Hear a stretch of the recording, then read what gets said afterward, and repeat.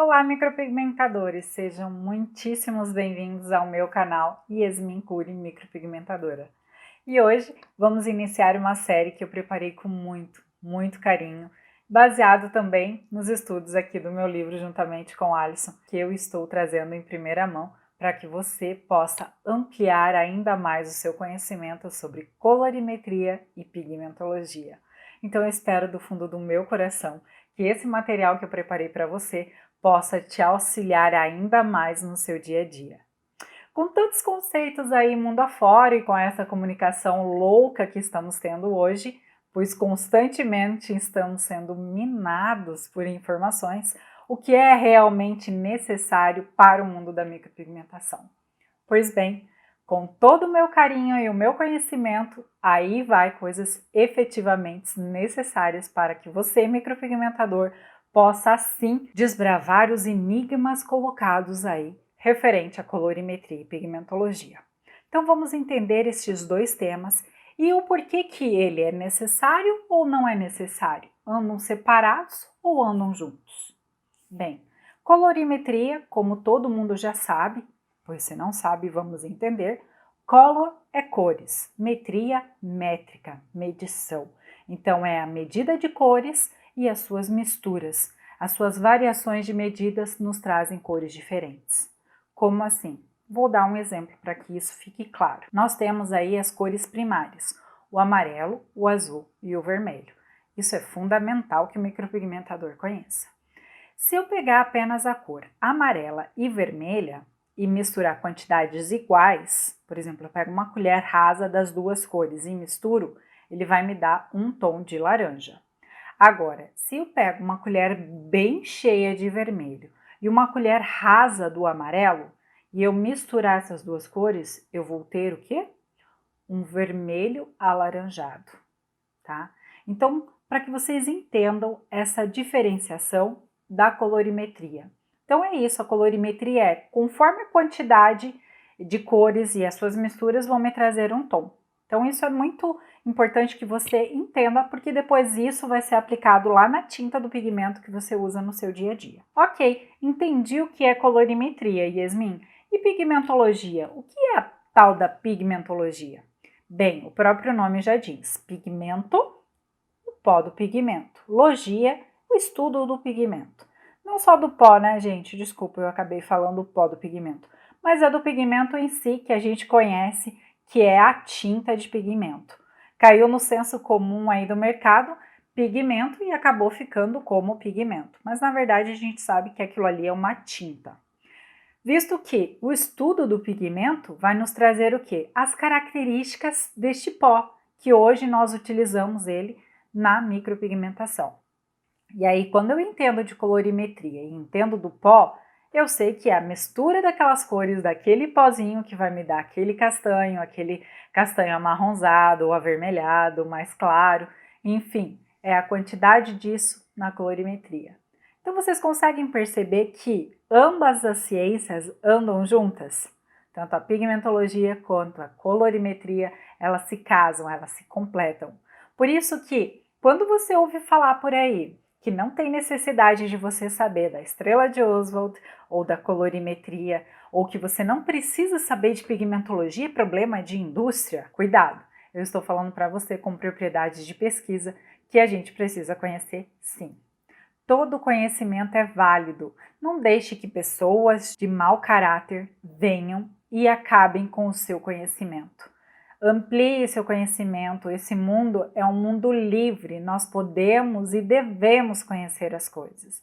E por isso que eu fiz tanta questão de preparar esse material e trazer para vocês, que é um estudo que para mim demorei muito tempo para ser constituído, né? Eu tenho aí 4 a 5 anos de carreira e ao longo desses 4 a 5 anos eu venho estudando e venho pesquisando muito sobre pigmento e sobre colorimetria e técnicas, porque isso a gente não pode deixar de ter nunca, né?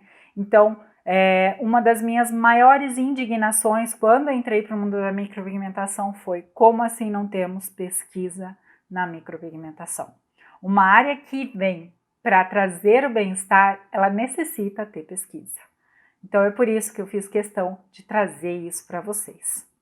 Agora que a gente já viu que as duas ciências são casadinhas e andam aliadas, vamos entender um pouquinho mais sobre pigmentologia? Quando eu falo de pigmentologia, o foco central está onde? Está no pigmento. Se ele está no pigmento, eu preciso entender então o que é o pigmento.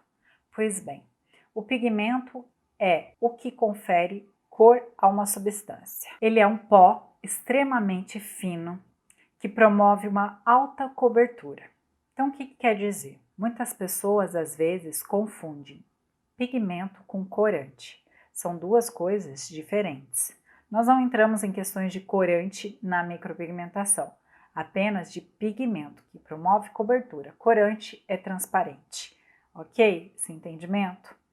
Então, isso precisa ficar claro para que você tenha o foco total em pigmento. Por exemplo, se uma cliente chega para você e fala, olha, eu fiz meu teste alérgico e acusou lá que eu tenho alergia a corante amarelo.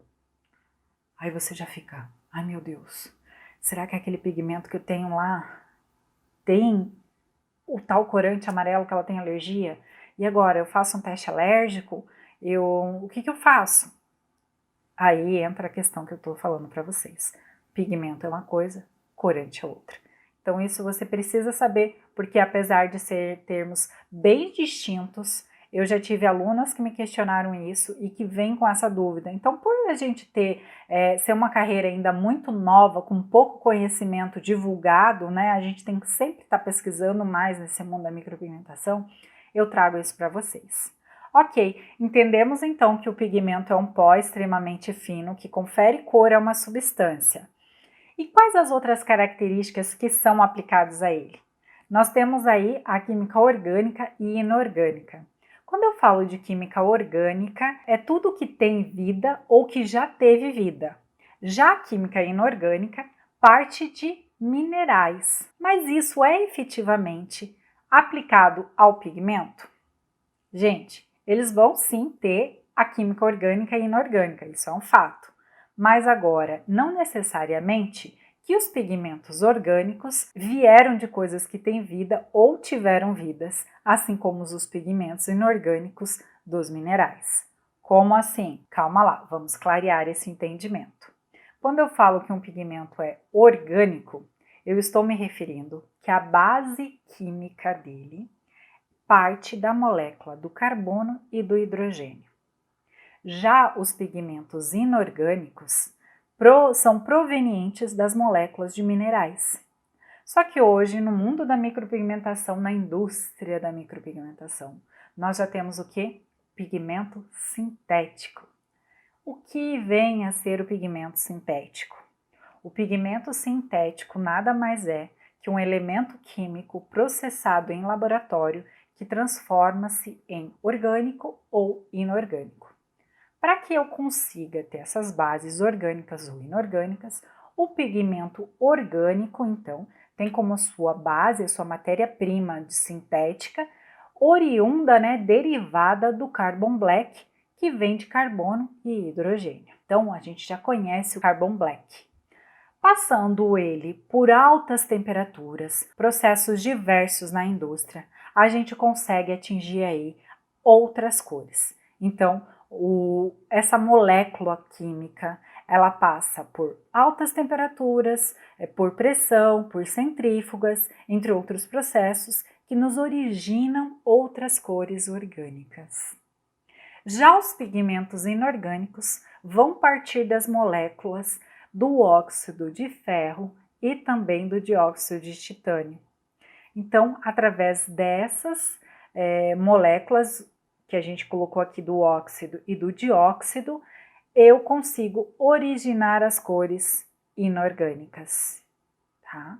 Então, conceitos necessários para que você entenda e saiba também explicar isso para sua cliente. Quando uma cliente então chegar lá e falar, olha, eu tenho alergia disso, lembre-se de que um pigmento, para ele estar no mercado, ele necessita ter o registro da Anvisa, correto? Então fica aqui também o meu alerta para que vocês utilizem sempre produtos registrados.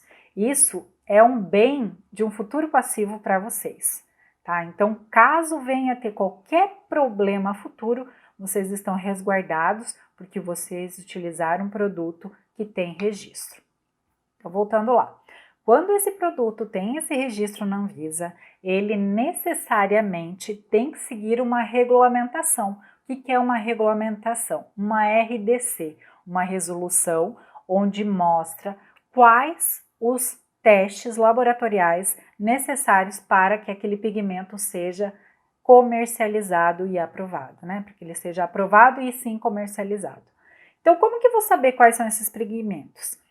Tem no site da Anvisa, vocês conseguem todas essas informações. Caso vocês queiram mais detalhado, me peçam aqui nos comentários que eu mando o link para vocês, que vocês conheçam. É interessante, porque assim vocês podem voltar lá para sua cliente e falar, olha, esse pigmento ele passou por um teste de biocompatibilidade, por um teste alérgico. Então fica tranquila, ele pode ser aplicado em pele porque ele é sintético. Então ele foi produzido em laboratório e não tem correlação, então, com a química viva, né, ou com a química de metais, minerais que podem ser pesados, porque ainda hoje as pessoas acham que micropigmentação pode causar câncer. Na verdade, qualquer coisa pode causar câncer, né, gente? Em excesso ou uso errado. Mas, enfim, não é esse o foco.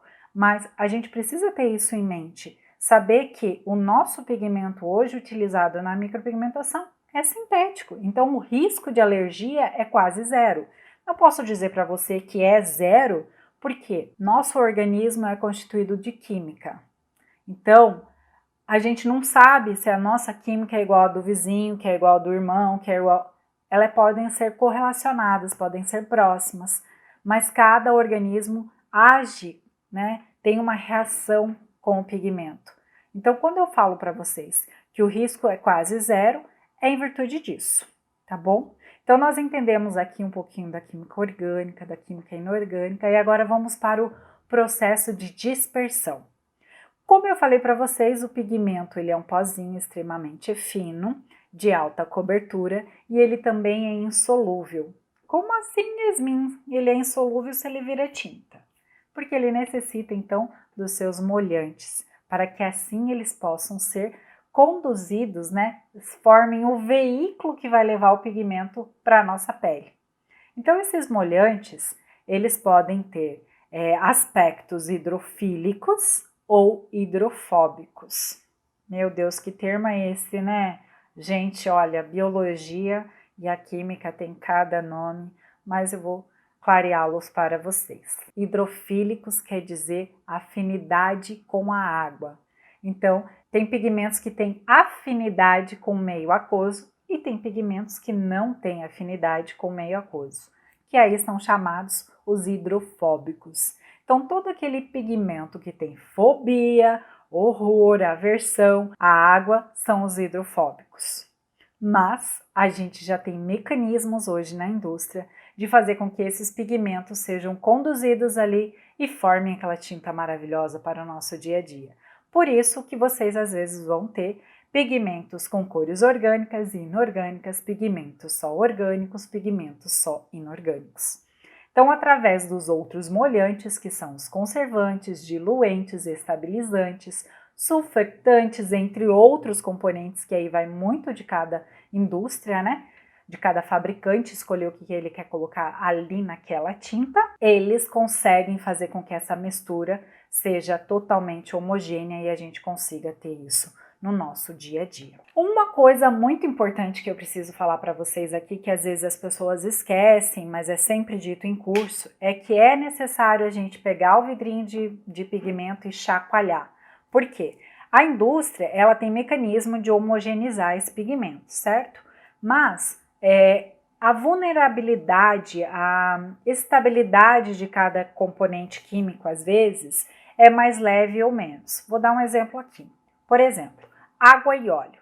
Se eu coloco água num copo e despejo ali óleo, o que acontece? O óleo vai até embaixo, mas ele volta e fica na superfície, certo? Então, isso também acontece dentro do tubo da tinta de pigmento. Então, por isso que é necessário, às vezes, a gente misturar, às vezes não, né? Sempre misturar, para que se algum elemento daquele molhante esteja sobre a superfície do pigmento, a gente consiga pelo menos dar aquela misturada, aquela homogeneizada, porque ao ativar isso aqui, fazer esse movimento de chacoalho, essas moléculas elas já se chocam e já se unem novamente, formando uma única tinta. Por isso que também é bem importante, quando você for fazer um procedimento, você ativar isso. Às vezes até é legal você utilizar o misturador, né, para deixar elas bem homogêneas, bem ativadas ali as partículas. Falamos então aqui do que é o pigmento, das químicas orgânicas e inorgânicas, falamos do meio de dispersão, e a gente falou aqui do hidrofílico e hidrofóbico, e a gente entendeu então que tem pigmentos que têm mais afinidade com a água e outros menos, né? Então a gente também vê hoje que a gente pode ter pigmentos mais fluidos e mais viscosos, né? Mais líquidos e mais densos. Por isso que é interessante que vocês conheçam esses termos, para que vocês também possam escolher. Às vezes o vendedor lá da loja de insumos nos pergunta: você quer um pigmento mais líquido ou um pigmento mais grosso, mais condensado? Né? Então vocês já sabem o porquê de cada um vem dessa forma. Eu particularmente, dependendo da técnica que eu estou fazendo, eu gosto de um pigmento mais líquido ou de um pigmento mais condensado, né? Quando eu estou fazendo microblading eu prefiro mais condensado, quando eu estou usando dermógrafo um pouco mais líquido, para um lábio às vezes um meio termo ali, nem tão líquido nem tão condensado, então vai muito da técnica que está se utilizando ali no ato. Com todo esse entendimento aí, a gente precisa entrar agora numa questão que é muito chave para a pigmentologia, que é saber sobre o Color Index. O Color Index nada mais é que o nome da cor. Como assim? A gente tem ali o óxido de ferro preto, mas ele não é conhecido como óxido de ferro preto, ele é conhecido através de um número. E esse número é um sequencial de 5 números que vai trazer no rótulo do seu pigmento. Então vamos lá com calma. Hoje o Color Index, ele é mundial. Aonde você for no mundo inteiro, você vai conseguir identificar o óxido de ferro preto através do número 77499. Então, se eu for daqui para a Europa ou daqui para a Ásia e pegar algum pigmento que tenha 77499, eu vou saber que é óxido de ferro preto, tá? Então, é uma nomenclatura colocada para que a gente conheça das cores. E também que os fabricantes consigam poder sempre utilizar a mesma cartela de cores. Porque hoje a gente sabe que a gente pode ter um vermelho um pouquinho mais claro, um vermelho mais claro ainda e um mais claro ainda. Então, para que a gente tenha essa nomenclatura, essa designação de cores e a fabricação possa ser igual sempre, né, para que a gente não tenha destonalidade de cores aí nos procedimentos, existe essa nomenclatura. Então, é o nome da cor, certo? Quando eu falo do Color Index, o que é importante a gente conhecer? O Color Index, ele vai trazer para você, então, que cores são contidas ali dentro daquela tinta de pigmento. Quando você consegue identificar que cores que estão contidas dentro daquela tinta de pigmento, você começa a entender da mistura das cores, resgata, então, o teu conhecimento de colorimetria, para que você consiga abrir e entender que aquela mistura está te trazendo um tom de castanha ou um tom de marrom. E qual desse tom, qual pele que eu vou aplicar? Né? Então a gente precisa entender dessas nomenclaturas para conhecer essas cores, para entender dessas misturas e saber assim fazer a escolha. Parece tudo muito complicado, mas calma que a gente vai entender com calma. Para que vocês tenham anotado aí, Color Index, ele inicia no 10.000 a 76.999, são cores orgânicas. A partir dos 77.000 ao 99.000 são cores inorgânicas. Nossa, tudo isso de cores? Sim. Só que nós vamos nos ater apenas ao grupo azo.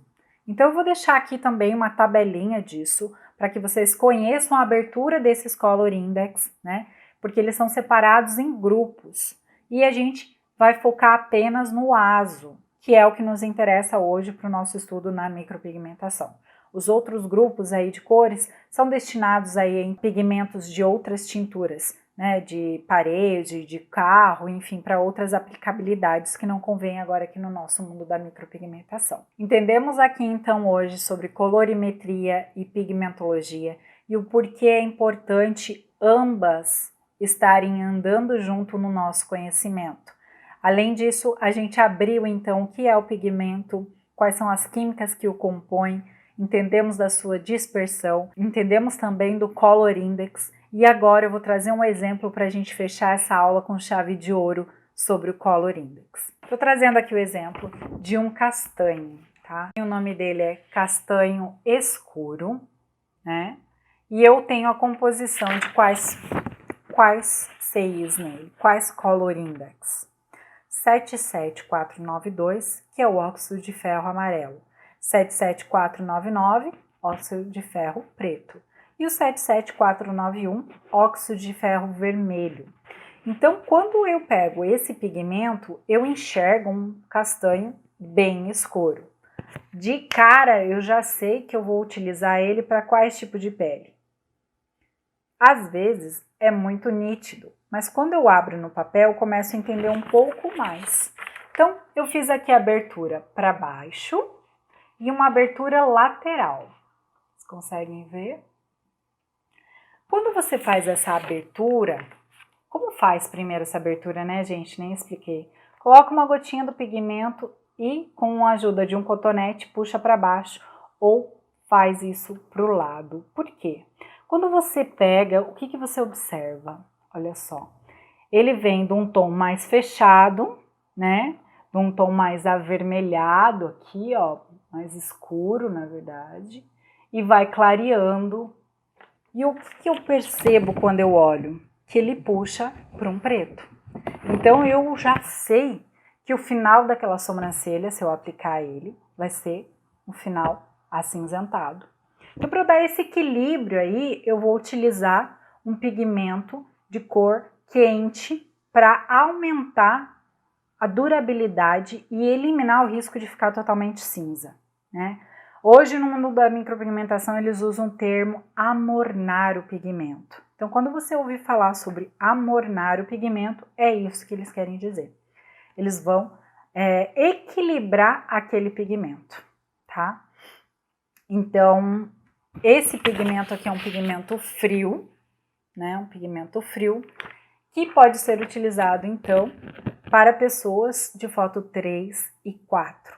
Lembrando sempre que eu aconselho fazer esse amornar, né? Para evitar que a micropigmentação seja totalmente acinzentada. Por que eu trouxe esse exemplo? Para que vocês vejam que quando você abre, constitui essa cartelinha de pigmento aqui, esse pigmento até que foi fácil, mas quando tem uns que tem muitas misturas de cores ali, a gente começa a observar que fica muito mais claro o nosso entendimento e conhecimento na hora de aplicar. Não existe receita pronta, pessoal, não. Cada cliente tem um aspecto, como eu te disse, cada cliente, cada ser humano tem uma química. Então a gente precisa receber essa pessoa, entender qual é o desejo dela, saber o que é melhor que a gente vai aplicar para ela, né? Quando você abre o pigmento, você começa a ter essa visão. Então hoje a gente entendeu aqui um pouquinho desse mundo e eu espero que vocês tenham gostado. Conto com o like de vocês aqui. Se não estão inscritos ainda no canal, se inscrevam, não deixem de alertar o sininho ali para que vocês recebam as notificações das próximas aulas. Eu espero do fundo do meu coração ter ajudado um pouquinho vocês e nos vemos na próxima aula. Um beijo e até mais!